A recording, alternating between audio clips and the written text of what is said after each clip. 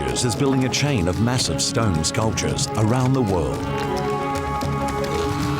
Andrew has a vision to create one of the largest contemporary land art projects on Earth. Using the elements of the Earth to reach back into memory, this Rhythms of Life project will involve over 5,000 people on 6 continents. So far, we've worked in Israel, Chile, Bolivia, Sri Lanka, and Australia. And now we're in Iceland.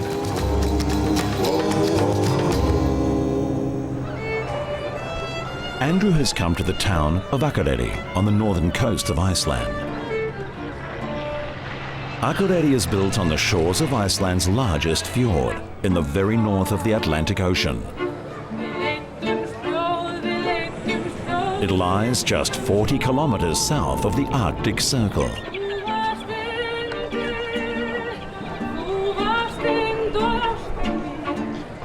Andrew has only 2 weeks to build 3 new land sculptures in his worldwide series. And so there's one site here, one over behind us, and then one over the other side of the fjord. Yeah. Andrew will be working with his 2 regular collaborators, Golan and Tidda, 2 Israeli architects, as well as a team of local surveyors and machine operators. This site is where we're going to build the Rhythms of Life. So I want to tell you a little bit about what we're going to be doing over the next 2 weeks. What we're going to create here is one of 12 parts of what is one of the largest contemporary art projects in the world. A recurring theme in this series of massive works is Andrew's signature piece, The Rhythms of Life. The Rhythms of Life is a common link for this project around the world. It's the common symbol. It's an optimistic symbol about life and regeneration and all the issues we need to think about. Every site has a unique element. Why I chose Iceland is because it has a lot of mythology and a lot of history. It's wonderful to see the Atlantic out there and see snow-capped islands and the snow-capped mountains all around. It's got lots of history and heritage. It's a very, very beautiful area. The people of Akureyri also have a big interest in the arts. This is a town that appreciates artists and eccentrics. They host a huge annual summer arts festival which runs for 10 weeks, featuring concerts, exhibitions, performance and an arts competition. And they were intrigued by Andrew's project. I totally fell for the idea because I thought this is something so crazy that I really would like to participate in this. It's not mental crazy, but it's weird, you know. A lot of people shake their head, you know, hurtling up stones like this. Well, in Iceland we have plenty of rocks, and we use the rocks every day. Every single day of our life we see rocks. But we never thought about taking them out of their place and making a piece of art out of them.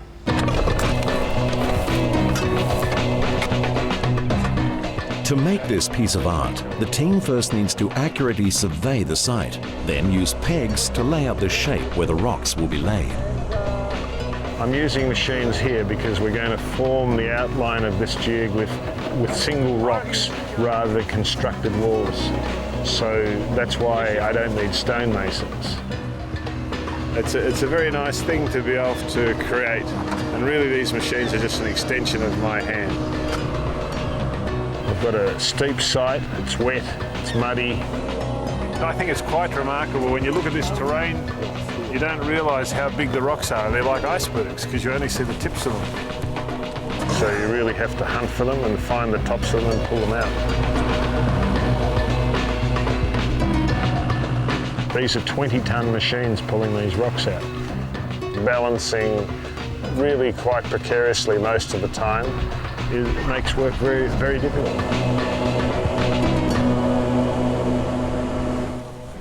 Andrew's first visitors are a class of local school children who are dying to find out what he's doing up here. I'm really pleased you're here. It's great to see beautiful smiling faces, and you can ask me anything you like. Why are you here? I'm making what is called land art.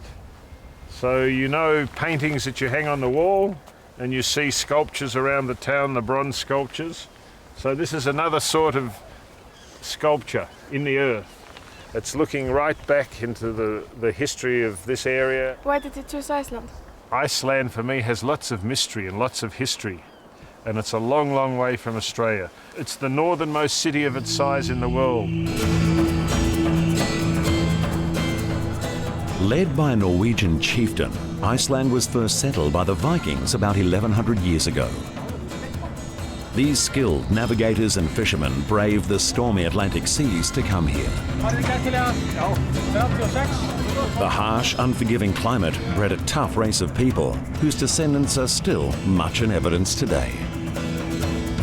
There were no woods. There wasn't the manpower. There were terrible conditions, starvation and isolation and volcanic eruptions.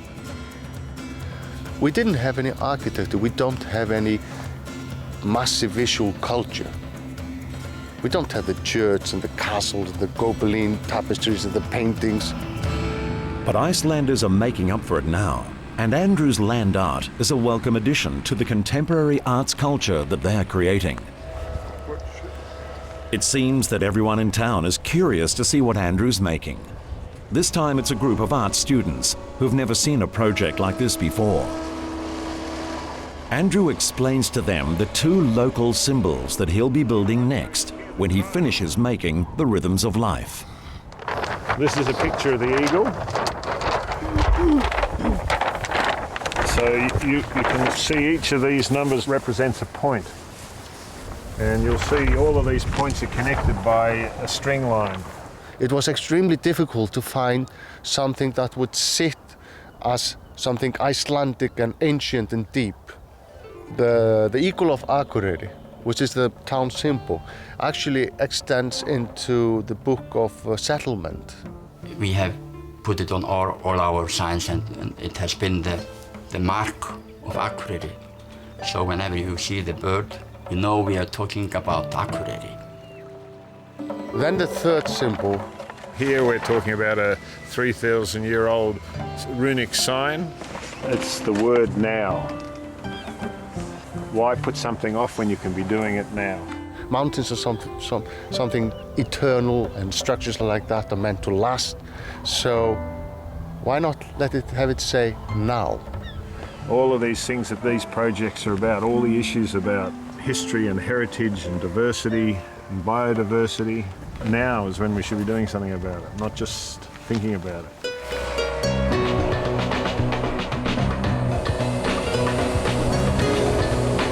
After 6 days, the Rhythms of Life is almost finished. No, I've never done anything quite like this before. The dangerous part is when the ground is slippery and wet. If you take it carefully every step, it's amazing what can be done with these machines. These operators have never built a sculpture. They've never built a piece of land art. They're used to building houses and roads. So it's quite a challenge for them to move such giant rocks precisely. Precision in moving the rocks is vital because these structures are designed to be seen from the air. It's very important to have skilled operators so that we have really precise lines. As the last rock goes into place, the Rhythms of Life is complete. Obviously, standing here, you can't make any sense of it. And you're not sure if you're standing in the work or it's man-made, or if it's the way the arrangement of the stones are somewhere when you walk around them. Sometimes they're in alignment and it's eerie, and it's obviously, it seems to you, it's man-made. Other times it has a little magical touch, you know, about it. It's slightly invisible. I like it, like the concept of it. Each work is different, but also the same. Putting a work in context always makes them different. So every society you visit is very different. And every position or every piece of landscape is different. And that's what influences the work and creates the ambience around it. So yeah, they're absolutely the same, but they're all different.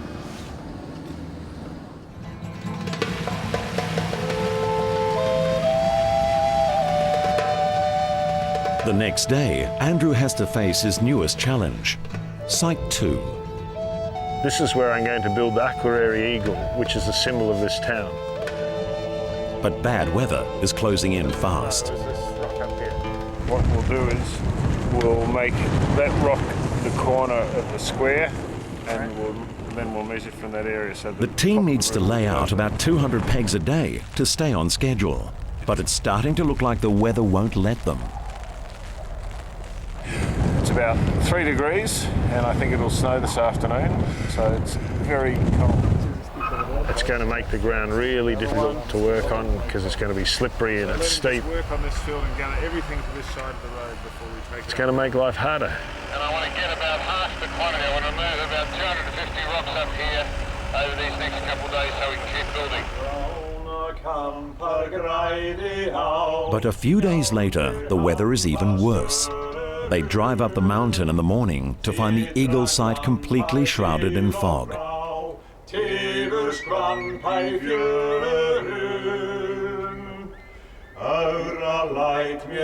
It's starting to feel like the forces of nature are conspiring against them, and it's certainly not what they expected from a summer in Iceland. It's incredible, like fog all around us, raining, but still it was so just so remarkable. We had a visibility of like 200 feet. We were hearing all these strange sounds from the city. There's a ship construction going on by the harbor, and you can hear all those strange sounds coming through the fog. It was like being in the Lord of the Rings and just expecting some trolls coming running towards you. In fact, many locals do believe that trolls or elves could be living under the largest rocks on these sites. Icelandic elves are protected by law and can get very upset if their homes are disturbed. So Andrew agrees to leave their homes untouched. Site 2, where they'll build the Akureyri Eagle, is next to a ski field which will be full of skiers when winter comes. This delicate subalpine area is very fragile. Although covered in snow in winter, the ground is wet and muddy during the summer months. This is a very daunting site because you'll see that the big machinery really has trouble getting a grip. Andrew comes up with a solution. The rocks they need to build the sculpture are brought in from the nearby ski slopes, which need to be cleared of rocks anyway. Then movement of the heavy machines on the muddy ground is kept to an absolute minimum. Here you can see this machine has nearly cleared the last load of rocks where the tractor dropped them. He's slowly moving the pile up over here, and when it's moved, he'll move and then he'll move it again. That way there's less movement of the machinery. Then he'll take them further up the mountain, and that you can see further up there, the big machine, it's doing the same thing. It's picking up a pile of rocks from down low and slowly moving it up the top. So what we're going to do this morning, right up the top there where you see the marker, is the bird's beak and head, and we're going to start this morning outlining that form with the rocks. The Akureyri eagle is one of the endangered species of this area. There's only 100 pairs left. And it's one of the 4 protective symbols of Iceland. It is the dragon, the bull, the giant, and the eagle. And it says that the eagle had such a huge wingspread that when it flew inside the fjord of Akureyri, its wings touched the mountains on either side.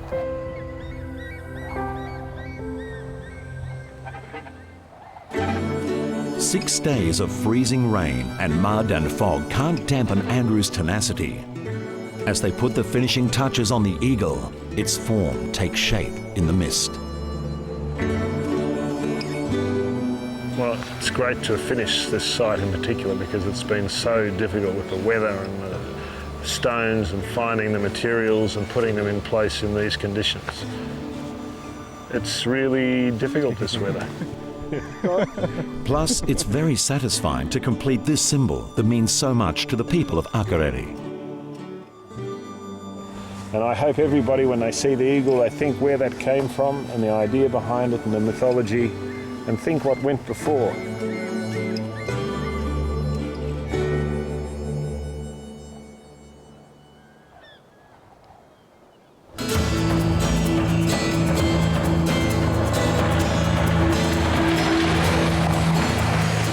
Legends of trolls and eagles make Andrew want to find out more about the environment that's given birth to these powerful tales.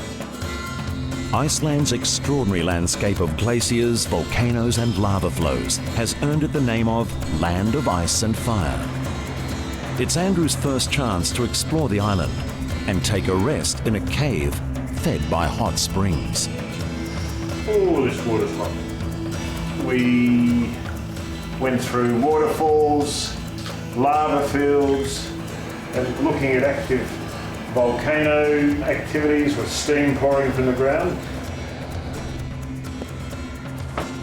And all this goes so much better with a taste of dried shark, washed down with Black Death vodka.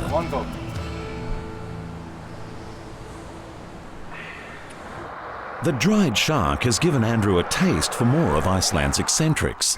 So he goes in search of a local farmer who builds and plays traditional musical instruments. He finds Helgi in the barn.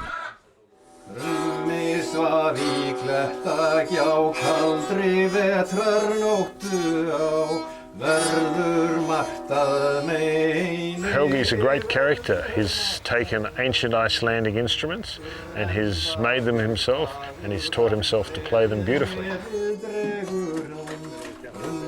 Helgi's wife Beata is a very accomplished blacksmith, and she's taken ancient Viking symbols and she recreates them in iron in a furnace.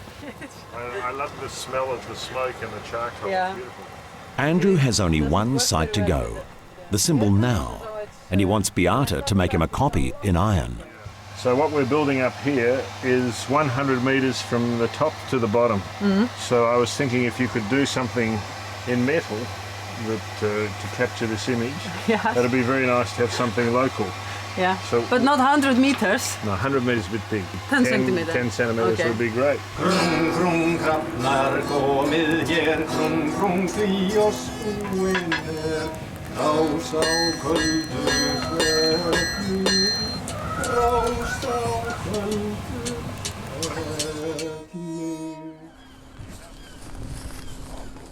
Andrew begins scouting for Site 3, where the Rune now will be built. A local farmer has provided his land on the other side of the fjord. We've spent a lot of time looking at it because it's a very sensitive area, it's a water catchment area, so we have to be careful not to place it anywhere where it's likely to damage the water supply. So what we are going to do here is we're building 2 land sculptures on that side, and with your permission we build one on the top. But Site 3 proves to be more challenging than Andrew anticipates. The local council now prefers a different location. Andrew has to find a new position on another farmer's land. The council selected one site for us which we laid out the form on, and then they decided that it was too close to the water catchment area, so we're shifting it. Losing time on a site puts you under pressure. We have to mark out the position twice, so each time you do it takes 2 days. But this site turns out to be not suitable as well. The council of Svalbardseyri wanted to see the site and we had already staked it out, and they were concerned that the land might get damaged. It has a lot of snow and water, it's a very wet ground. So we decided to move it up to the top of the mountain, which makes it a whole lot easier and the ground is not as fragile. It was very nice. We walked over this site with 2 farmers and the guy in charge of the municipality, and they're happy. We've just arrived at the beginning of Site 3, about 650 metres above sea level. This letter now, this runic letter, dates back 3,000 years. And from here you can look over the fjord and you can see the eagle and you can see the rhythms of life. And so it's all one site. and the people in the town will look up and see all of these constructions. Andrew wants to start with this one. Let's try this one. Let's try this. Number one. The slope is not as steep as we're used to. There's an abundance amount of stones all over. The shape itself is quite simple. As you can see, one straight line, one very long curve. So not too many details, not too many sharp corners. Easy. The first one, Yeah. rough and I didn't know what to do. So then I made this one, and I think it's better, but it's Looks more, yeah, they're both nice. it's more civilized. Yeah. And then I did one like now, forever. No, that's great. Yeah. So But let's then it's take. not the same. Yeah, this thing, is but- your art. That's great. But You know, this will be the only thing I take home that comes from here. okay, Nothing else. nothing else. Nothing else. Okay. Except memories. After 3 days, the rune now is almost complete. Andrew and Golan can give it the finishing touches and appreciate the view.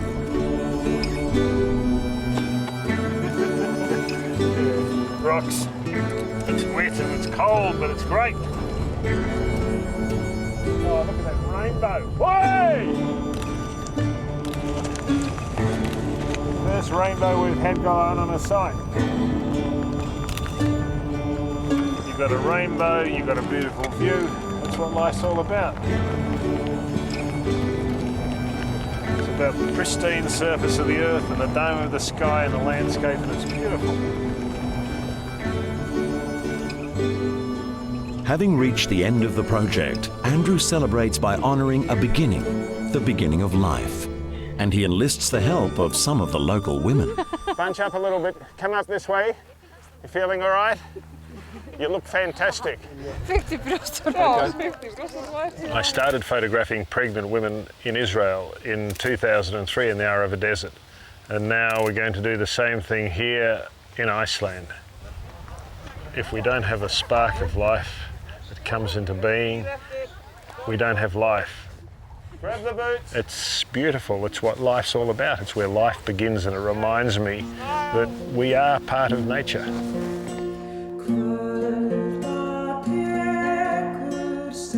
I think the human body, either pregnant or not pregnant, is a landscape.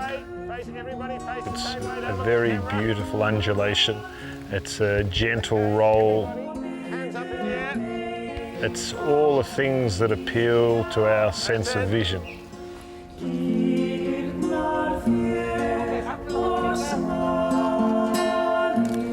This project for me is a dream. Most people thought it would never happen, and sometimes I had doubts myself. So really anything you want to achieve, you can achieve. Okay, hands up. If you really dream something that you want to do, you can do anything.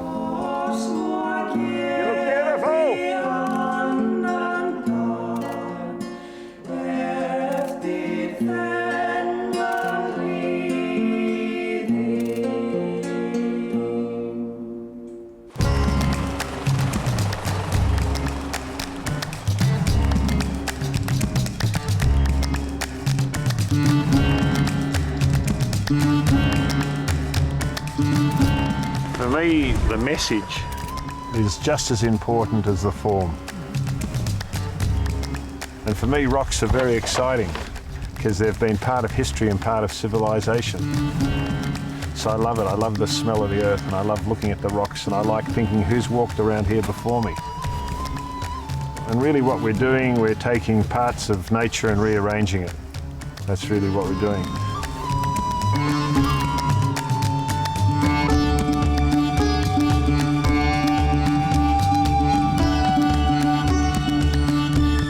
The Icelandic people have been really welcoming. They've embraced the project, they've supported it, they love their mythology, they can understand what I'm doing.